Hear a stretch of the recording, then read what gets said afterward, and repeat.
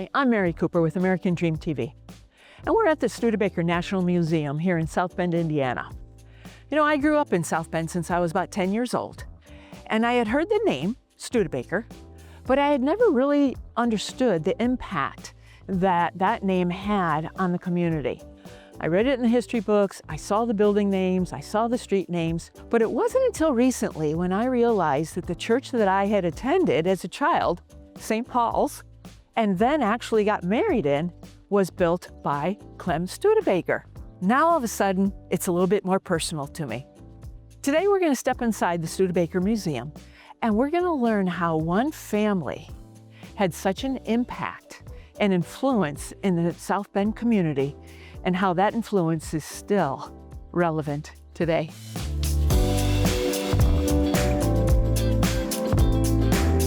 Today I'm with Pat Slabonic. He is the Executive Director of the Studebaker Museum right here in South Bend, Indiana.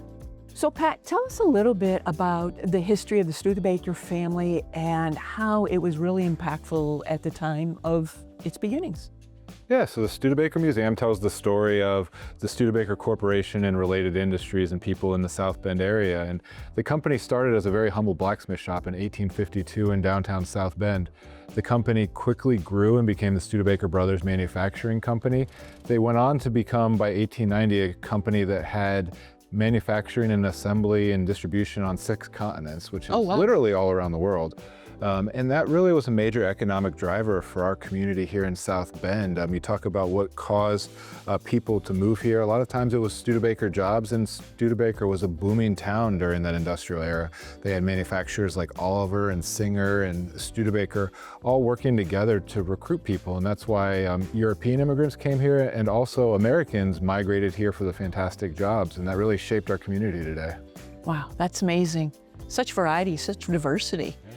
What about the impacts on the families during that time? Studebaker was an incredible company for shaping our community. They not only provided benefits like being able to build churches in our community, hospitals that improved daily life for people in South Bend, but they also had companies, and so they had things like employee rec leagues that whole families participated in. They had the Mary Ann Club, which was for female workers at Studebaker to do good in the community. And they had a whole bunch of different organizations like that. They had an employee newsletter, the Studebaker Spotlight, which we still have in our archives today, that tells the fantastic stories and the life events and updates of a number of the Studebaker employees every month. So what about the Industrial Revolution? What impact did Studebaker have at that time? So the Studebaker Corporation is a tremendous story in part because it was the only manufacturer to successfully transition from producing horse-drawn vehicles to automobiles. And that, if you think about the technological changes that happened over the course of that company's history, starting as a 2-person blacksmith shop, at its peak of non-wartime manufacturing, having over 24,000 people on an assembly line producing cars and trucks here in South Bend.